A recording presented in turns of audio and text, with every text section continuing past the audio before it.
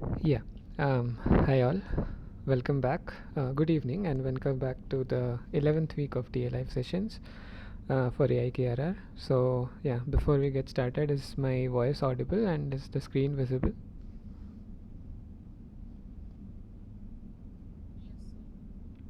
Okay, thanks for confirming, Ritu. So yeah, as you can see on the screen, we'll be discussing some questions related to week 11 today. Um, Essentially things like something about PAM and frames and a bit of inheritance networks. And like I've been saying for the past 1 or 2 weeks, this is also one of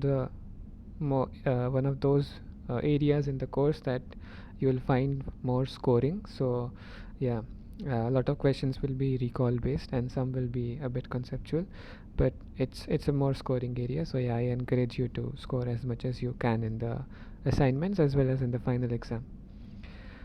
So yeah, without any further ado, let's get started. Okay, so before we get started, one small thing. Have any of you received any information on the extra live session that is supposed to happen?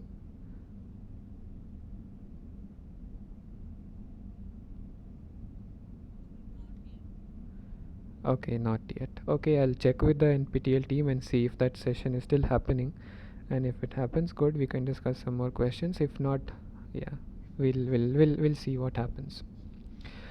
Okay, so let's get back to the questions for today. And like I said, most of the questions or a larger fraction of the questions this week as well will be recall based.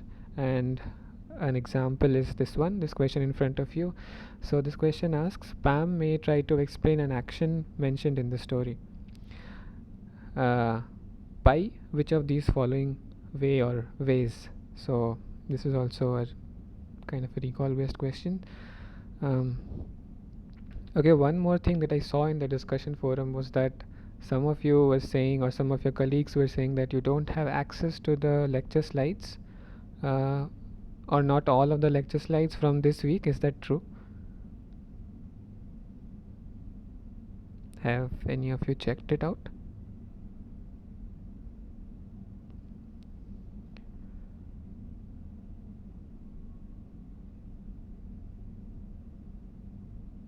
Okay, it's missing. Okay, so I'll do one thing. I'll I hope that will be addressed because it's been posted into the discussion forum. But for now, I'll share the links in the chat box so you can also refer to it side by side or later on.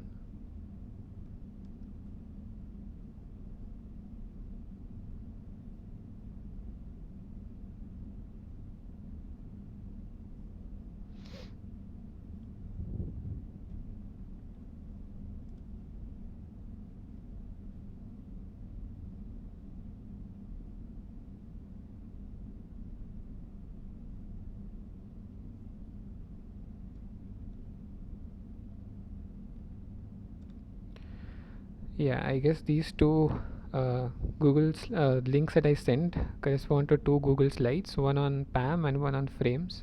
I think these two would be the ones that would be missing.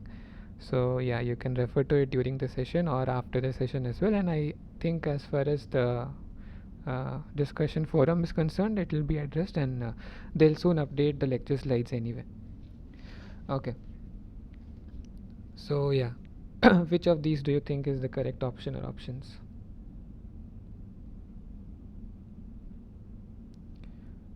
We have one answer in the chat box. What do the others think?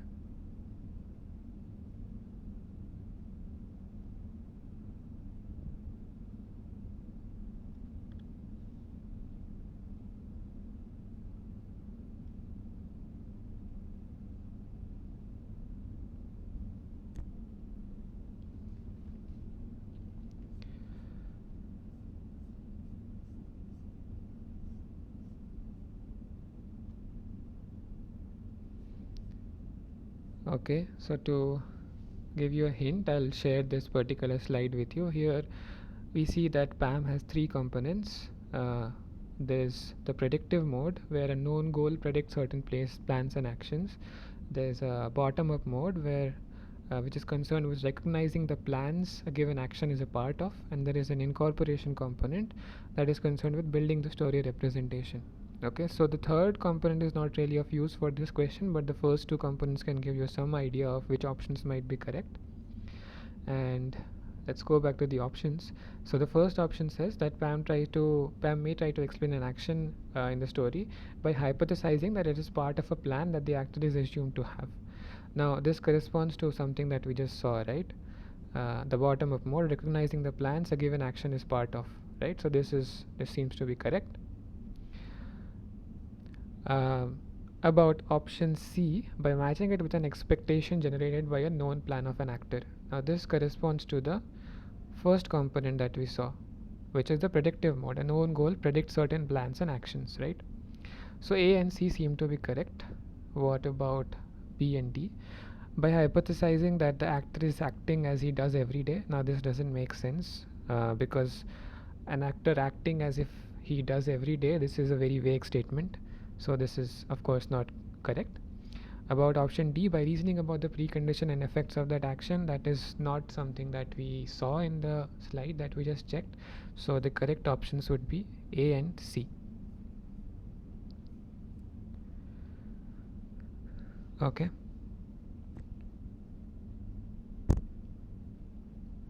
This was sorry, this was based on the lecture slides directly, so I hope there won't be much issues with this one.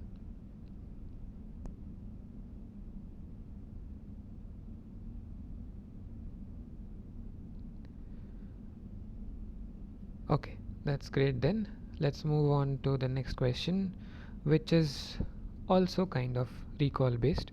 So here we are asked, so in the previous question you were asked about an action, right? Pam may try to explain an action in what way. Here we are asked about a plan. Pam may explain a plan that the actor is supposed to be using by which of the following, or which of the following option or options do you think would be correct or applicable in this case? You can again refer to the lecture slides. This is also directly from the lecture slides, so there would be some specific page or pages in the lecture slides that would give this answer.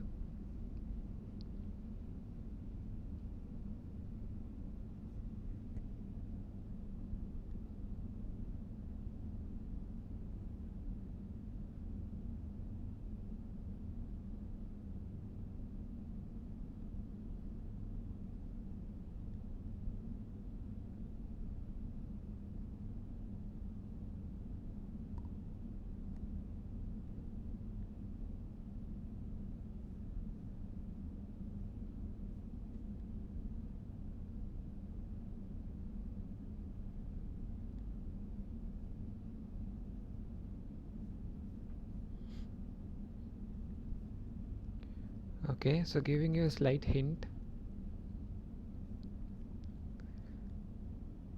So this slide number 26 and 27 kind of summarize the stepwise explanation of a plan in PAM.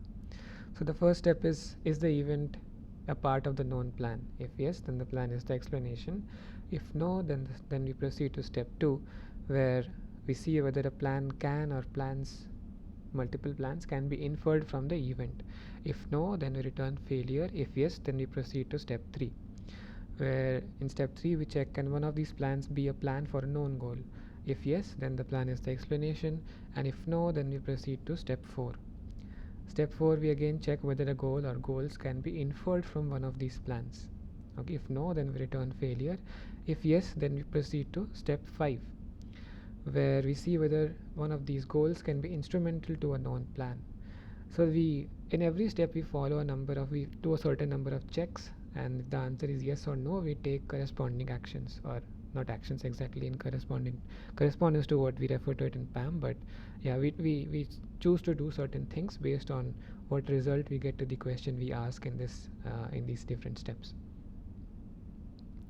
Okay, so if you go through all of these steps, you will notice that none of these are really concerned with expanding a plan into its constituent actions. Okay, if we go back to these things, these steps, we are looking at the plan, we are looking at goals, okay, but nowhere in all these steps we are looking at expanding a plan into its constituent actions, right? So from there itself we can say that option C is incorrect. Okay, so when a PAM tries to explain a plan, it does not try to expand the plan into its constituent actions, and so option C is incorrect, but all the other options will be correct. Okay, you can verify that yourself, that will correspond to one or more of the steps that we just saw. Okay, so the correct options here would be A, B and D.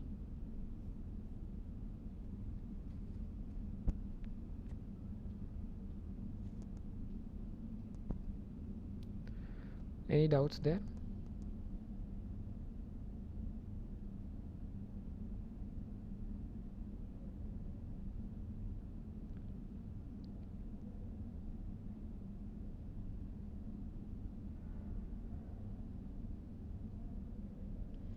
Okay, if not, then great.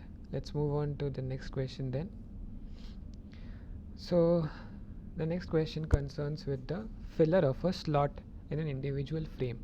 Okay, so you might have uh, gone through some content on scripts in the previous week, and in this week there is some content related to frames, and this particular question is about the filler of a slot in an individual frame. Okay, so again a question from the lecture slides itself. Which of these following option or options do you think would be correct? And remember, in these multiple select questions, so in multiple choice questions you'll have only one choice that will be correct, right? But in case of multiple select questions, one or more options can be correct. There can also be a case when all options are correct. Okay, so keep that in mind and think about the options that you have over here.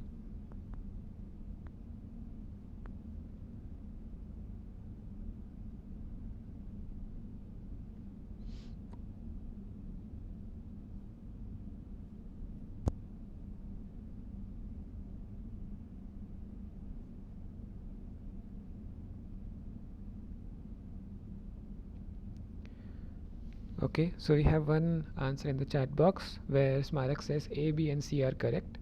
So okay, I'll confirm that A, B and C are in fact correct. What about option D?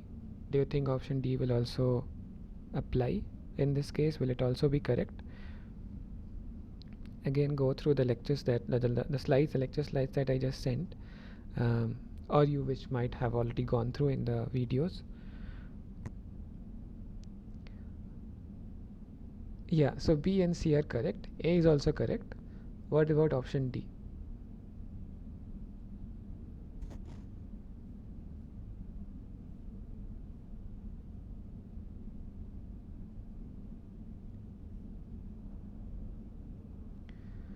Okay, so if you shift to the lecture slides, somewhere I think in slide 11 you will find this particular bullet point which says that it's different from a script, as in a frame is different from a script in that it is a structured representation with a collection of attribute value or slot filler pairs. Okay, the slot is a named attribute. The filler can be anything including another frame.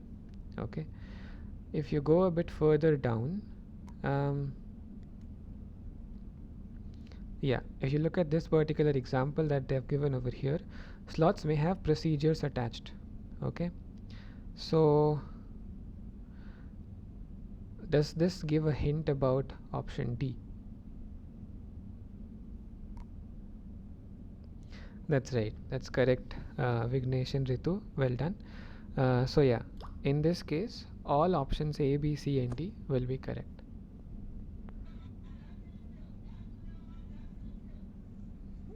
Can you mute yourself? uh, okay, maybe I'll mute you, and if you have a question please feel free to unmute yourself. Okay,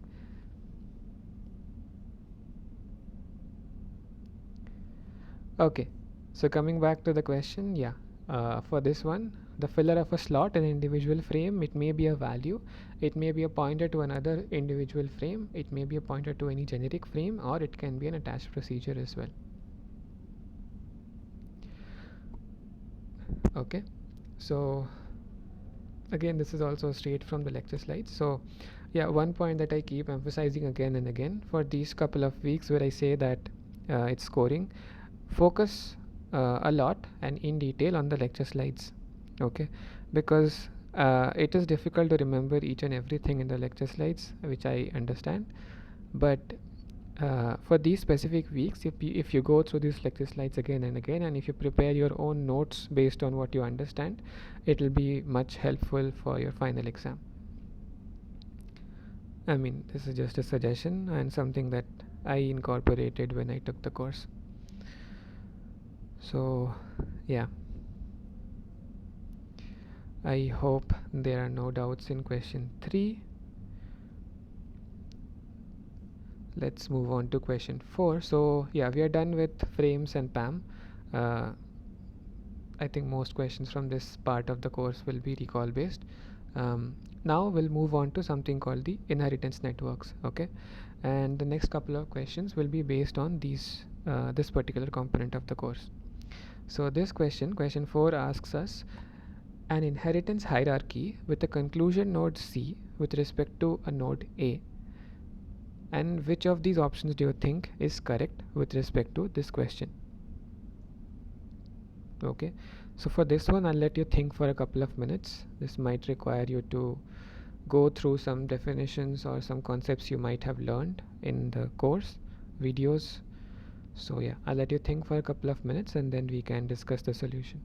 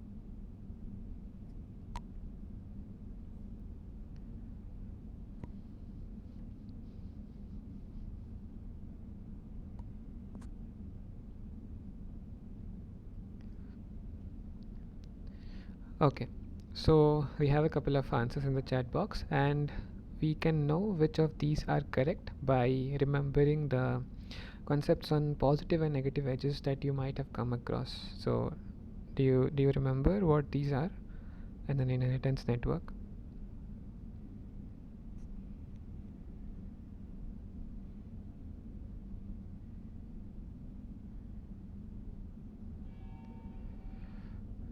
Okay, we can go over the um, concepts once more. Yeah, sorry about that. um, yeah, so for anyone who might not remember what these are, so these are some notes prepared by Bhaskar and Sir that are available. You can check this out. And here you basically see that there is a positive edge from A to X with a directed arrow, and this is also represented at A as A dot X. There is a negative edge where you have the same representation but with this crossed out directed arrow, and that is a negative edge which is also represented by A dot not X. And then you have a positive path from A to X, okay, which consists of only a single edge, or it can have multiple edges where you have one or more positive edges connecting A and X, where B and C are intermediate nodes. Okay, so this is an example of a positive path. Similarly, you can have a negative path where you can have zero or more positive edges, but the final edge has to be a negative edge for it to be a negative path.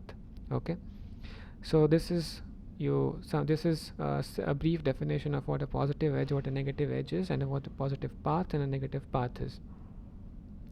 Okay, we'll discuss the other concepts a bit later about path admissibility and so on. But for answering this question alone, I think this should be sufficient. So, whenever you have a positive path, um, which of these options do you think, or positive edge, which of these options do you think would apply? In that case, we can say A is a C, right?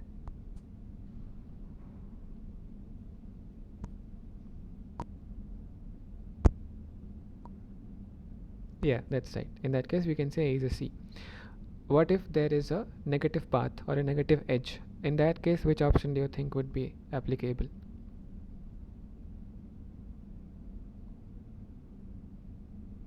B, that's right. A is not C.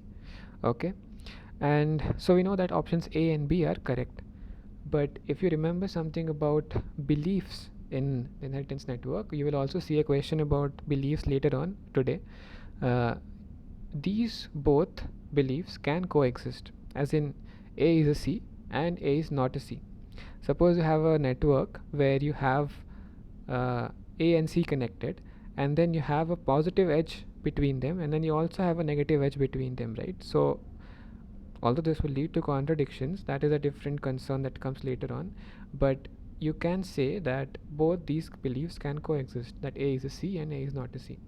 So option C will also be correct.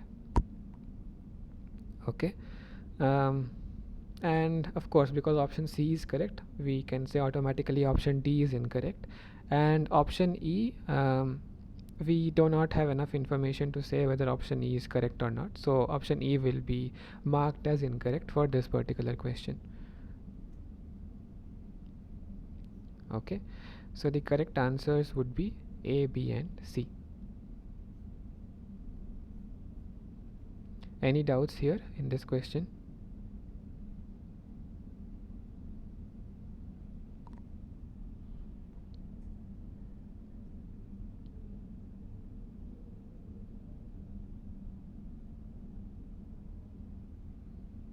Yeah, that's what we were just discussing, Ritu, that we do not have enough information in this question alone to comment about whether E is correct or not. So we will give the benefit of doubt to ourselves and say that E is incorrect.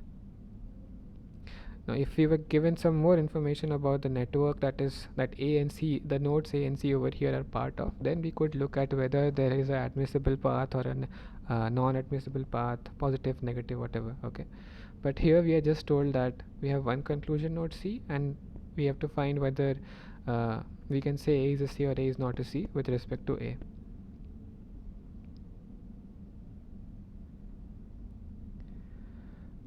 Okay. Alright, then that's great. um, if there are any doubts, please let me know. We can come back to this question again. So for now, let's move on to question 5. So here you have a full and fledged uh, network given to you. You have several different nodes, you have several different edges, you have positive edges, you have negative edges, you have positive paths, negative paths, and here you have to answer using the following inheritance hierarchy. uh, Identify the edges that are admissible with respect to the node A in the above graph. Okay, so A is the bottom node over here, and you have to identify which of these edges from among the options given over here, not from all the edges in the graph, which of these edges given in the options are admissible with respect to node A. Okay, so now we can go over a brief definition of what admissibility is. So when is a path admissible?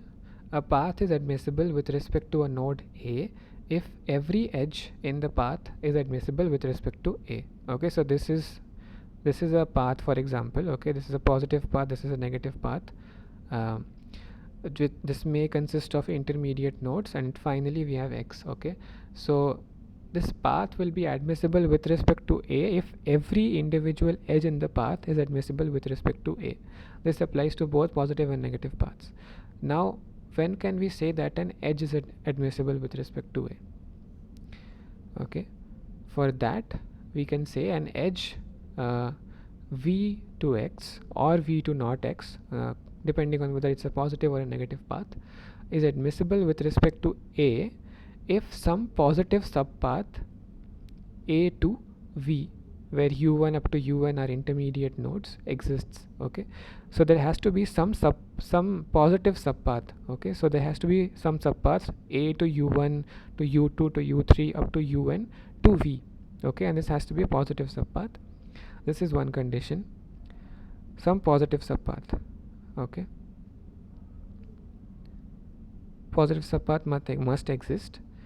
Second condition is no subpath edge should be redundant with respect to A. Okay, we will look at what redundant edge is later on, but for now just convince yourself that these are some of the conditions that you have to check to see whether an edge is admissible or not. Okay, so first was positive subpath, second is no subpath edge should be redundant, as in none of these edges A to u1 or u1 to u2, u2 to u3 or un to v, none of these should be redundant edges. The third condition is the subpath is admissible with respect to A. Okay, so this is a recursive condition which makes sense. And the fourth condition is no node in the subpath A to u1, A and u1 up to un preempts the edge v to x. Okay, so this is another definition that you will see just now. When is a node said to be preempting another edge? Okay, this bottom paragraph is just a way restating the same thing that we saw above. Okay, so remember that there are 4 conditions that you have to check to see whether an edge is admissible or not. The first is positive subpath. No subpath edge should be redundant. This is the second condition. The third condition is subpath is admissible, and the fourth condition is no node in the subpath preempts the edge v to x, or the final edge. Okay, are we clear up to this point?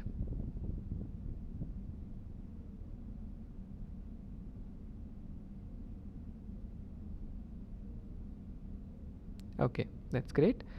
So now let's look at each of these individual conditions. Okay, so two confusing things we just saw are redundancy and preemption. Okay, other things are understandable. Positive subpath we know, subpath admissibility we know. We just need to understand when is an edge said to be redundant, and when is a node said to preempt another edge. Okay, so these two things we need to understand. Let's look at what is preemption. Okay, so suppose you have something like this network given on the left or right hand side. Okay, so the left hand side is a positive path and the right hand side is a negative path. So in a path A to Y to V to X, okay, so there are some intermediate nodes between A and Y and V that you can ignore for the moment, but yeah, there are some intermediate nodes in there. Okay, so just for your understanding, so this node Y is supposed to or said to be preempting this final edge V to X if there is a negative edge from Y to X. Okay, so essentially what this is saying, if suppose we had this, if suppose there were no intermediate nodes over here, just for simplicity, okay, we had a node, we had an edge from a to y to v, and v to x, then we could say that a is a y is a v is an x, okay. But if there was a negative edge from y to x, then this would say that y is not an x, okay. So this would lead to some kind of contradictions, because we are saying that a is a y is a v, and v is an x, which essentially means that y is an x. But this negative edge is also saying that y is not an x, okay. So y is said to be preempting this edge v to x. Similarly, in case of a negative path, because we have a positive edge from y to x, which is contradicting this negative edge from v to x, we would say that y is preempting v to not x, okay. So this is preemption. Any doubts in preemption? Is it clear?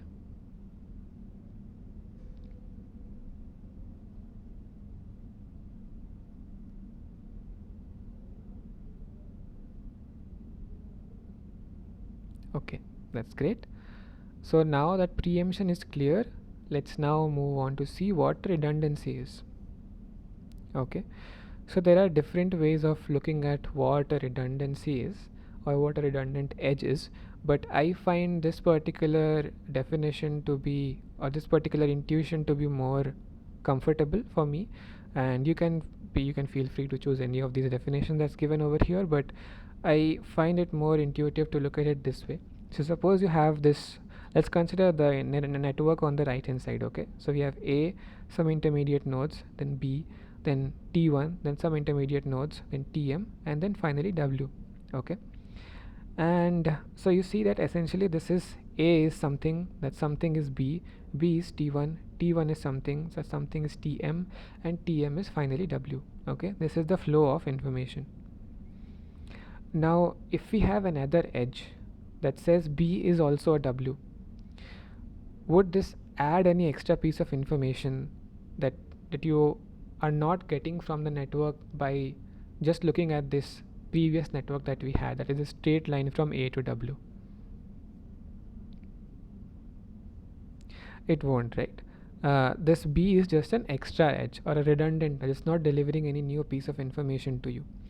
But there are some catches over there. You need to make sure that when you say that this edge from b to w is redundant, you need to make sure that there is no negative edge coming from, or negative path coming from anywhere below b, okay. So no intermediate nodes between a to b should be having a negative path to any of these t1 to t2 up to tm or w itself, okay.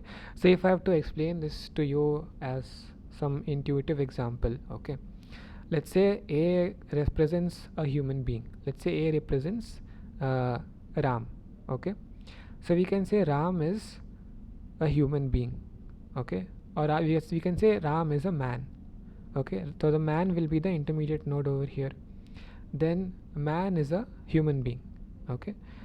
Then b would correspond to human being, then we can say human being is a mammal, okay. So t1 would correspond to mammal, then we can say a mammal is a living organism, okay. So tm would correspond to a living organism, then we can say finally a living organism is a some entity in the universe, that will be w, okay. Now if you have an extra edge that says that this b over here, which I think we assume to be a human being, if we say that a human being is an entity in the universe, that is not adding any extra information to the set of information that you already had.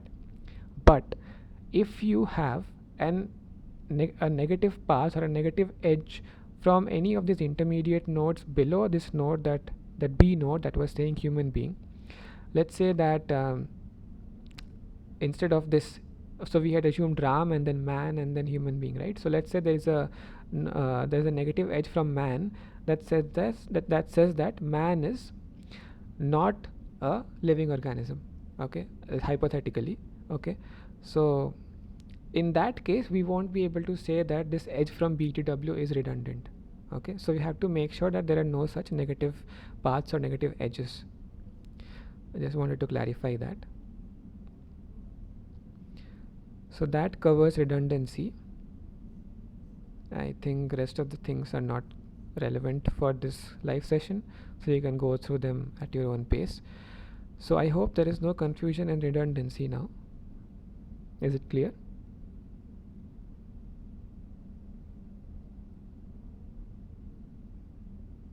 Okay, that's great then.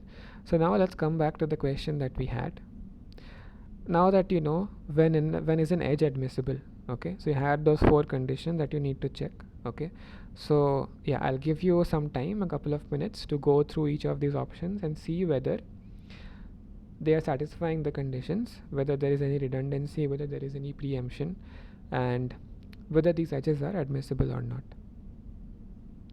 Okay, so yeah, take your time, go through these options. If you want, you can work it out on a pen and paper as well, and after 2 or 3 minutes we will discuss the solution.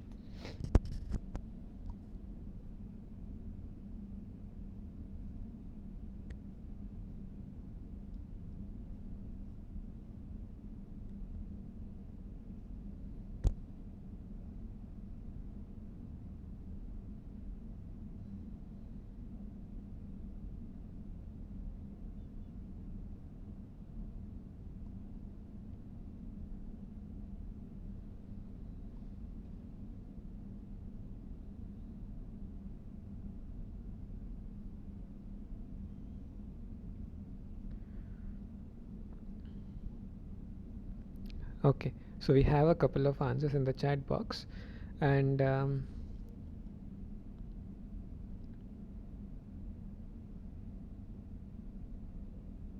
yeah, so I think most of you are getting there. So remember that this question concerns with admissible edges and not paths. Okay, so whenever you talk about edges, there is one thing, uh, or there is one thing that you can use to rule out two of the conditions that, or multiple conditions that you just saw in admissibility. Okay, because you are concerned with only a single edge from one node to the other, there is no question of having a subpath, right?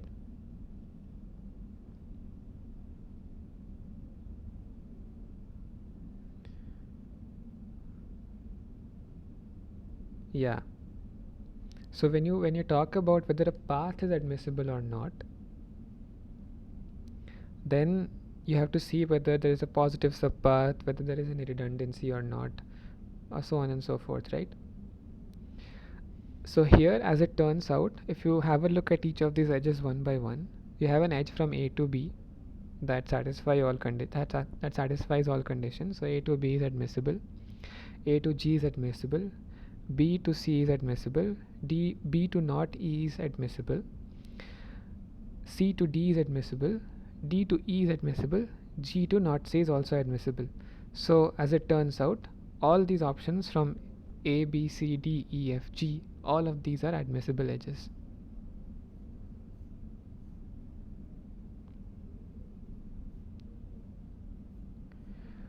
Okay.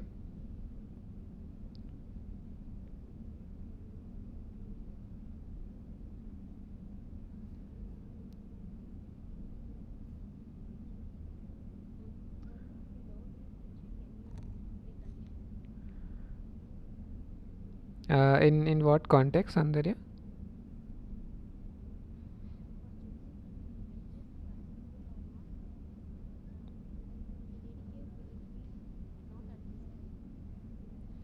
Okay, let's go back to the definition of admissibility that we had. Okay, so an edge v2x or v2 not x is admissible with respect to A if some positive subpath A to V exists. Okay, and u1 to un, n should be greater than equal to 0. Okay, so these essentially u1 to un, this can essentially be not there and it will still be okay. So A to V or A to not V, it must exist. No subpath, since there is no subpath itself, there is no question of having redundancy. There is no question of having admissibility of the subpath itself, because there is no subpath, and no node in A to u1 to up to un, because we don't even have u1 to un. Okay, because n is 0. There is no question of any of these preempting the edge v2x, right? So yeah, you just have to check whether the edges that are given in the options are there in the network or not, because there may be the cases that you will be given or supplied with edges that are not even present in the network. So just go through them, and for the sake of sanity check, you can still go through all the options, or all the sorry, not the options, all the conditions in for admissibility check that you would normally do for a path, and convince yourselves that whether an edge is admissible or not.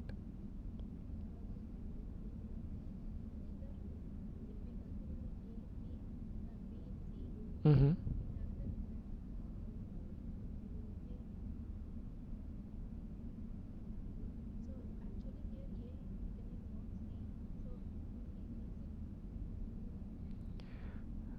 So Soundarya, your voice was breaking in between, but from what I got, I suppose your question was that there is one case where A is C and there's another case where A is not C.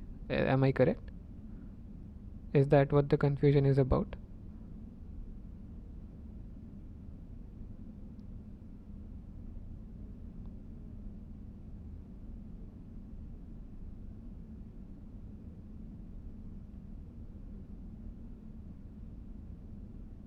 Okay, so assuming that's what the confusion is about, yeah, now I can hear you.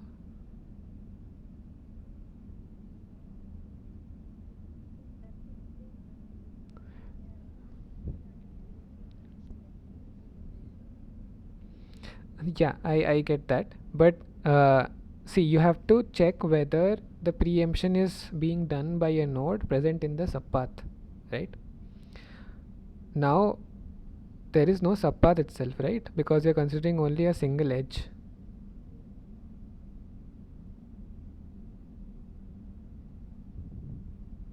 Are you getting my point? Or let's take an example.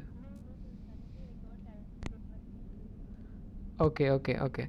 So essentially, what I was just saying is that yes, there is a preemption that could be said that can be said to be happening over here, where following the path from A to B to C, we can say that A is C, but following the path from A to G to not C, we can say that A is not C. Okay, so these two are contradicting, yes, but is that concerned with the edge that we are checking admissibility for? That is our question. That is what we are concerned with in this question. And as it turns out, that although there are some contradictions, the particular edges that we are concerned with in these particular options, they don't have any violation of the four conditions that we had to check. Okay. Because of that, we can say that all these edges in the options given over here are admissible. But yes, like I was saying initially, uh, contradicting beliefs may exist in the same inheritance network. Okay, and we will also have a question about that in one of the upcoming questions. And yeah, that is possible.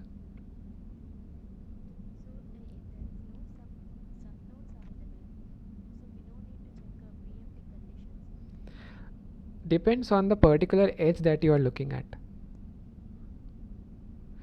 Okay.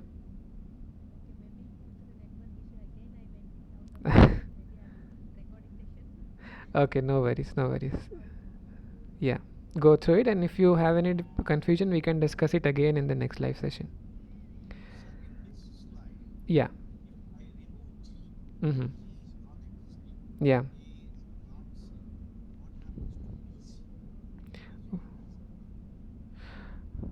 Okay, so we are talking about BC. Okay, the edge B to C, and we are saying G is not present, and we have a direct edge from A to not C, right? Yeah, the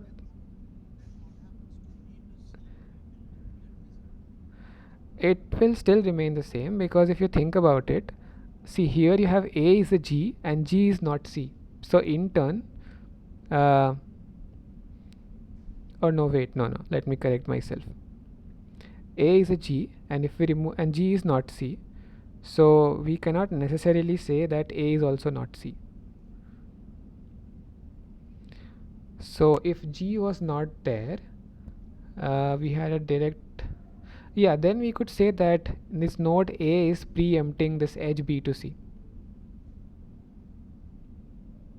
Yeah,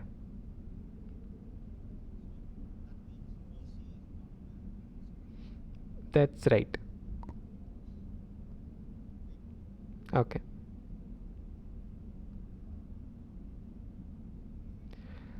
Any other doubts in this question?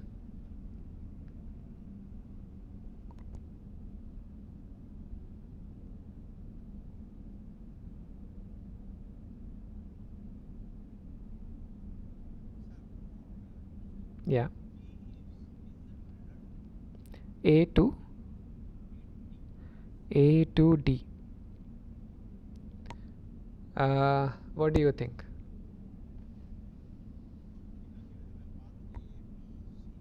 Mm-hmm. Okay, yeah. Just by looking at it, it looks like it's redundant. But remember, there was one more condition that we had to check, right? That there are no negative paths or edges incoming from below the a particular node that we were checking redundancy from. Yeah, that A to G to not C, that will be causing an issue with declaring A to D as redundant. Yeah. Yeah, but good that you noticed that. I hope it helps others as well. Okay.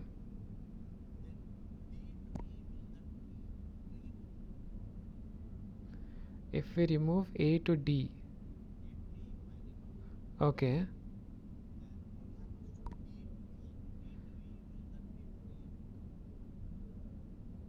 Um, Node in that case, node B will be preempting D to E, which it's still doing anyway. Yeah, but here we have to check admissibility with respect to node A, right? Not node B. So I don't think that will change any answer. Yeah. Yeah. So this is also so.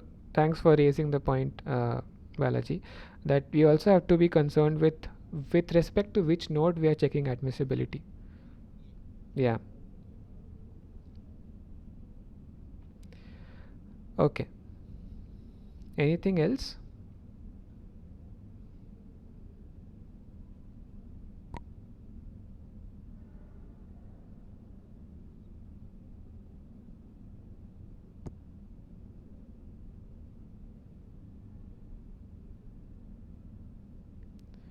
So Smarak, your question concerns with the given inheritance network or the hypothetical one that we were constructing a while back? If it's this network itself, then let's look at the conditions. So first of all, we do not have to concern ourselves with any subpath, right? So because we are looking at A to D. So there is no subpath. There is a positive edge from A to D. Um, what were the other conditions? Preemption. Okay. Um, no node in A to, so here we only have A. So no node or A should not preempt A to D, which it's not doing, right? A is not preempting itself. And the other condition was redundancy. It's not redundant. So yeah, A to D should be admissible as per my understanding.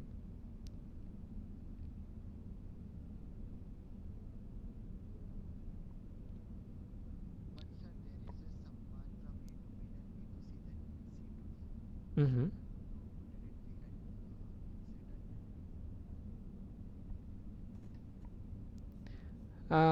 Okay.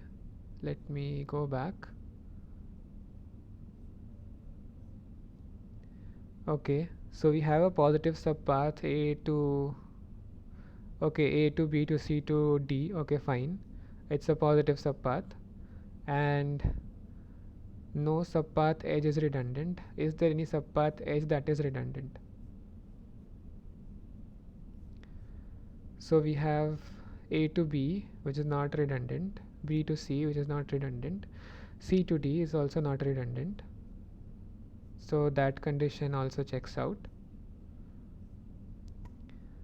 The subpath is admissible. No node in A up to B. So A, B, C. So A, B, and C. None of these nodes should preempt um, A to D. That's what our concern is.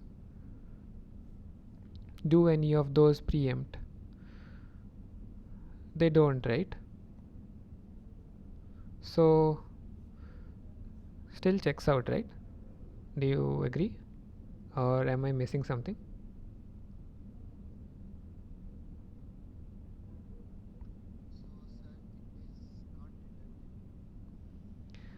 A to D, right? No, no, it's not redundant, right? Because as the question that was raised by Balaji just now, we just saw that there is one negative path coming from A to G to not C. Because that is present, we cannot say that A to D is redundant.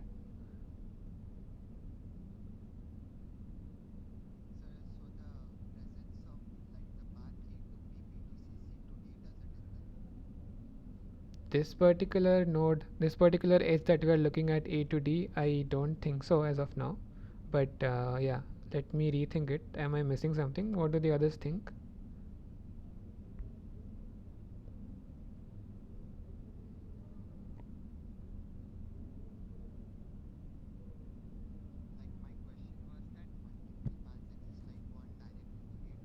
Mm-hmm.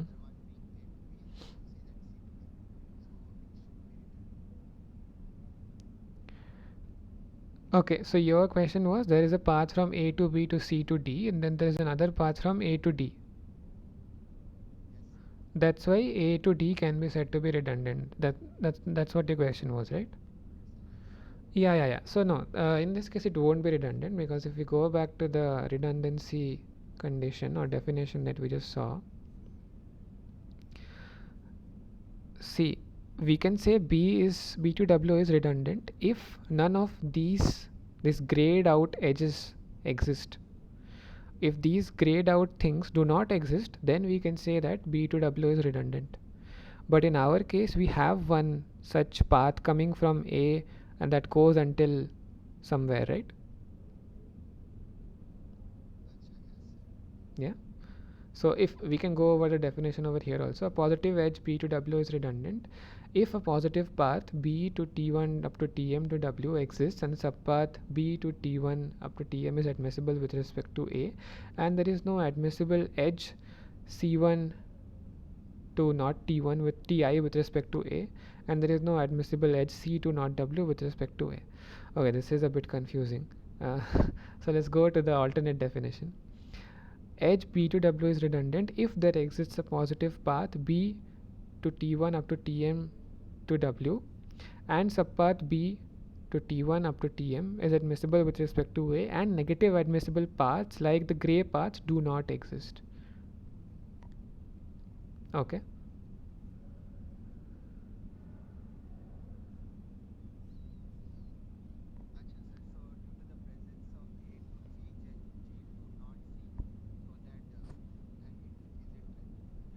Yeah. Yeah. Okay. That's great then. Anything else? So the next few questions are based on the same inheritance network. So since we have already had an in-depth discussion, I think the next few questions will be easier to answer.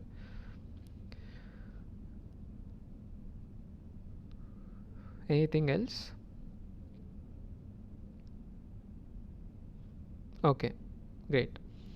So let's move on to question 6 then. So we have the same network, same options, and here instead of um, checking whether these edges are admissible or not, we have to see whether these are redundant or not. So this is very easy to answer. We just saw that all these edges were admissible. So what can we say about redundancy in this case?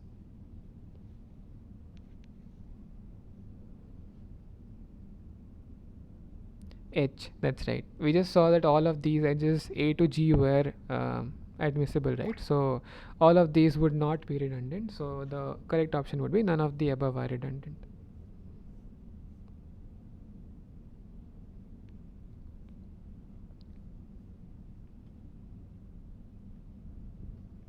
Okay.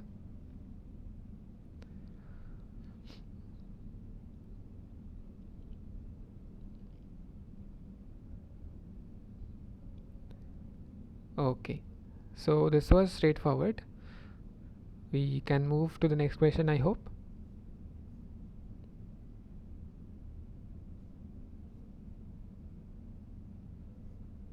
Cool.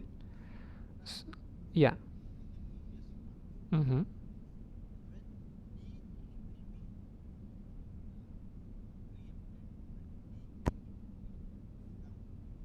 Mm-hmm.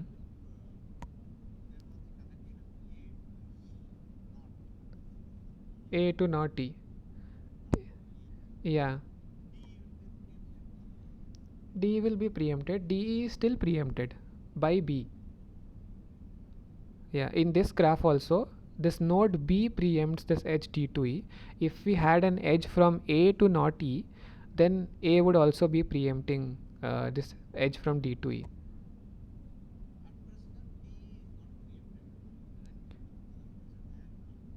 B, it is preempted with respect to node B as in B for. No, not with respect to A. So again, if you go back to the brief definition we saw, a node Y is preempting a certain edge. Okay, so we can say this node Y preempts a certain edge. Yeah.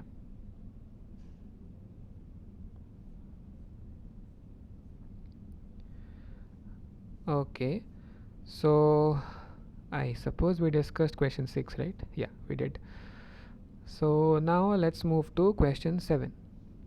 So now you have to check which paths are admissible or not. So earlier we were concerned with edges only, okay, and we were following certain shortcuts in edges because of course it's only one edge, so we had lesser number of conditions to check. But now we have paths and we have to decide which of these paths are admissible. So now we need to make sure all the four conditions of admissibility are satisfied. Okay.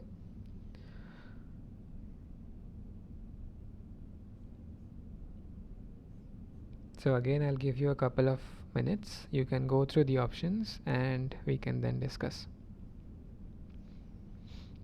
So although theoretically you need to, this is just a hint for solving during your exams. Although theoretically we need to check all the four conditions, even if you find that one of them is violated, you can straight away say that it's not admissible. Right? So you don't, once you find at least one condition that's violated, you can, you don't need to check the rest of the conditions and you can go ahead and say that it's not admissible. So you can follow something like this in these options. You can go through each option, and if you find at least even one condition that is violated, you can say that it's not admissible.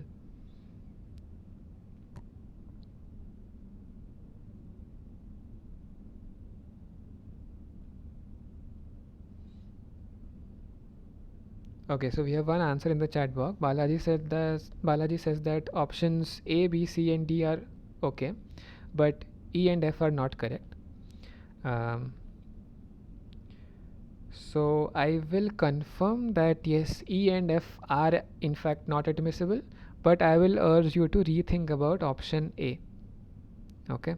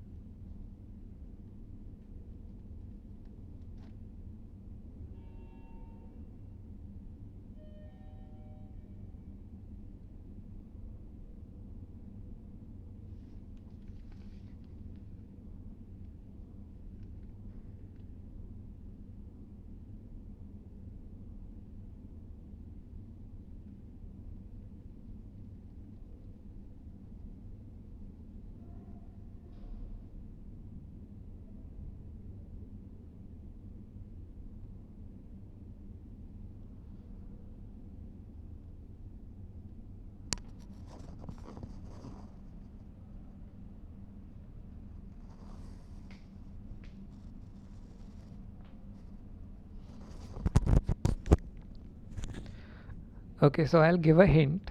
So, from among the different conditions that we had to check, look out for the preemption condition. So, think of this path. So, path is essentially from node A to node E, right? And this B, C, and D form the intermediate nodes. So, is there any intermediate node in this path that is preempting the final edge D to E?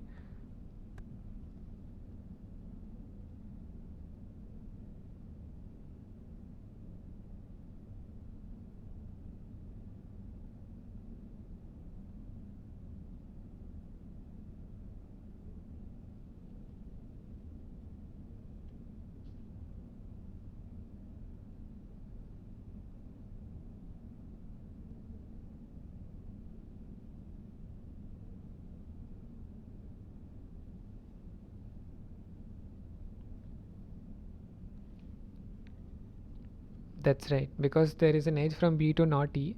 this node B is preempting the edge D to E, right? Because one of these nodes in the subpath from A to E is actually causing a preemption, the preemptive condition is being violated, right? That's why option A we are saying is not admissible.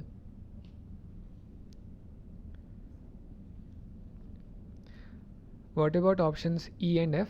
Why do you think they are not admissible? We have already seen that they are not admissible, but why do you think that is? Which condition is being violated over here? Negative stop, exactly. Thanks, Balaji. So we saw that one of the conditions was there should be a positive subpath, right? And here we have a negative element in the subpath, which is not C, G to not C. And because G to not C is there, A to G to not C to D, this is violating the positive subpath condition. And for similar reasons, F is also violating the same condition, but option D is not violating that condition. Okay, because the subpath from A to G is positive. So the correct options here are B, C, and D, and A, E, and F are not admissible paths. Okay.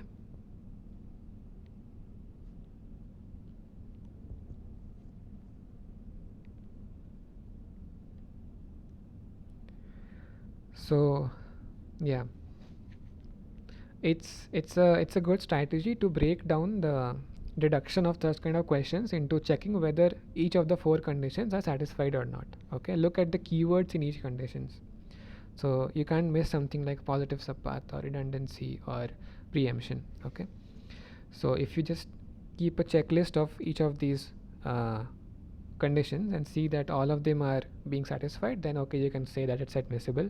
If even one of them is violated, you can say that it's not admissible.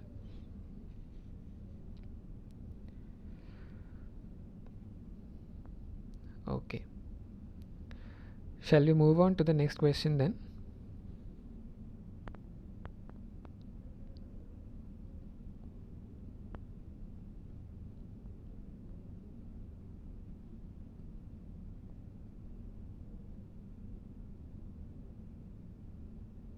Okay, I guess we can move on.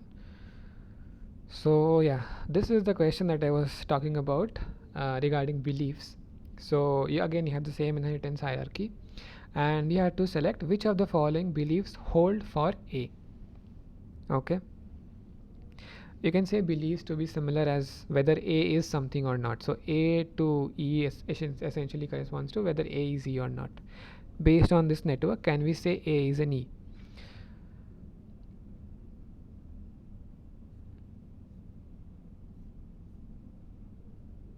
So sorry about that. So which of these options do you think would be true?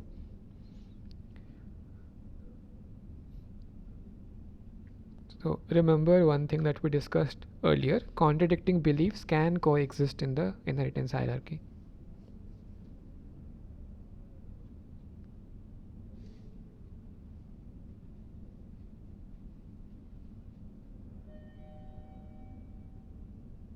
That's right. So Smarak has given the answer. That's correct.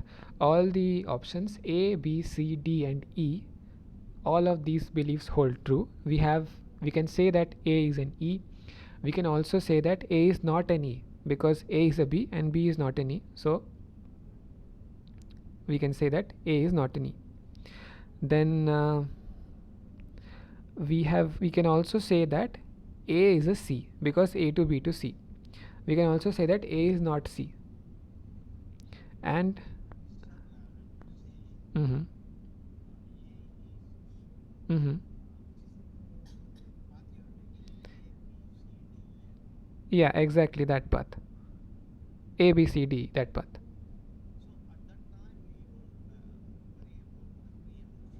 No, no, no. So no. So this question is just asking us whether according to this graph we can hold this belief or not in some case. Of course there will be a contradiction when we look at the bigger picture, but uh, if we just look at that independent belief in itself, whether we can say that is true or not, and that we can say from this particular graph. Okay. So yeah, we can also say that A is a D, but we cannot say that A is not D, which is the last option, option F, because there is no such edge. Okay.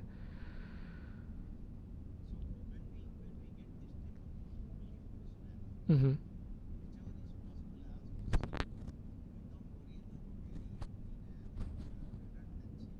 Hmm. No, when you're asked about whether a belief is true or not with respect to a certain node, you don't have to be concerned about contradictions, uh, because one of the questions we saw earlier, if you remember, this one, an inheritance hierarchy with a conclusion node C with respect to a node A. So yeah, make sure that this, with respect to which node you are checking all these beliefs and all, so that you need to make sure. But you can say that this hierarchy can have both the conclusion A is a C and A is a not C. Okay, so that is valid if you're talking about beliefs alone. Yeah. So yeah, the only incorrect option over here is A is not D. That is something that we cannot say to be that belief is something that we cannot say to be something that holds for A. Okay. So that actually brings us to an end of the questions for today. There weren't too many questions because there is not much to discuss other than this in this week. But yeah, is there anything else that you would like me to discuss? Also next, so if the extra live session holds, if it happens, it is going to happen on 15th, which I suppose is a Monday. Let me just check. Yeah, it is a Monday. So if same time, same meeting link, 6 to 8. No, so that's what I was about to say, that in case that happens, because I have said from my side that I'm available, but I have to check with the NPTEL team whether they are going to have it or not. If that happens, then I would prefer to discuss week 12 questions on 15th, and then on our regular live sessions on the next day, which is 16th, we can have the extra session where we can discuss questions from week 1 to week 12, some extra questions from week 1 to week 12. So would that be okay? Okay. Okay. If the extra session does not happen, then we have to stick with the regular timings. Okay.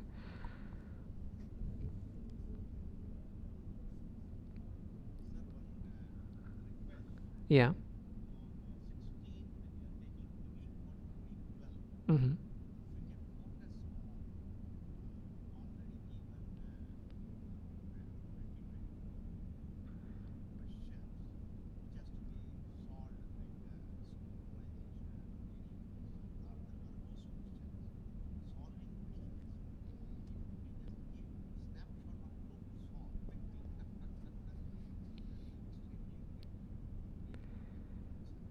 I will.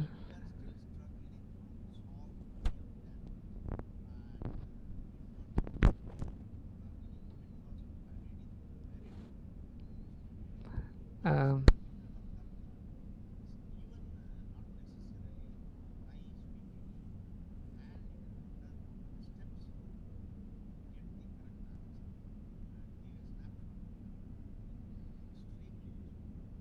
Thanks for conveying that, Balaji. I will try my best. So, what I was planning is that I have some set of questions. So, first of all, just to clarify, I do not have access to any previous year exam questions. Okay, so whatever I would be discussing would be based on some uh, pre-made questions, either from assignments that we haven't discussed till now, or some questions that I have made up myself.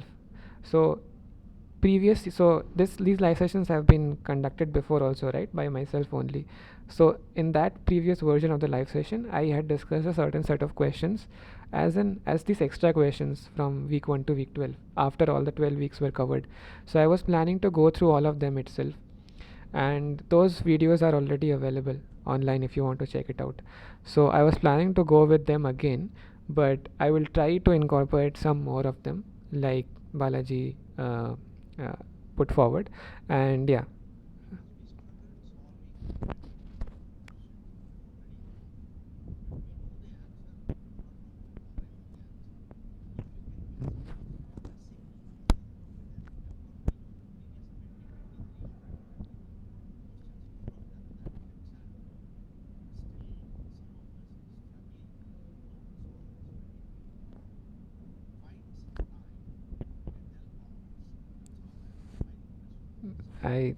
I appreciate your feedback, Balaji. I will try my best to incorporate some questions from 24, and yeah, if we can have a discussion about them, it will be great for, yeah, for me also, for everyone also. Okay. So any other concerns for today or for the upcoming uh, sessions or session?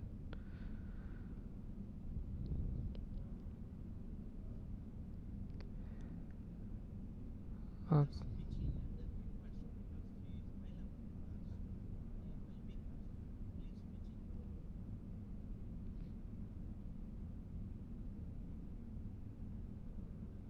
So it's okay if you don't get anything right now. We always have the discussion forum. So if you come up with something that you would like to be discussed, you can always post in the discussion forum. I check it once in a while, maybe once in a week or twice a week. So if you post something there later on, I can also incorporate that later on. But yeah, don't post it just a day before or two days before the live session, because then that makes it difficult for me to incorporate in the material. But yeah, you also have the discussion forum as a medium to post certain things that you would like to be discussed in the upcoming live session.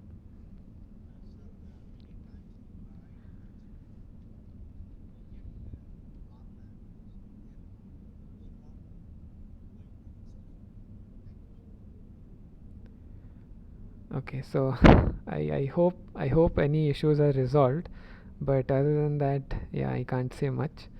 um,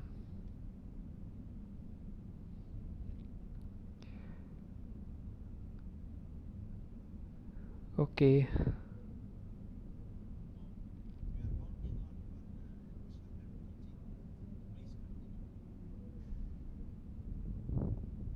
Thank you again. I'm not sure if my teaching is very excellent, but it's more about the hard work put in by the students, because I myself am a student, so I don't know if I'm very good at teaching. But yeah, let's not get deeper into these discussions for now. If you have any other things that you would like to have discussed and have like to be discussed in the upcoming live sessions, feel free to let me know now, or you can post a message on the discussion forum just saying that in the upcoming live session on this particular date, I also want this particular topic to be discussed in some way. Okay, that will help me tailor the material for you.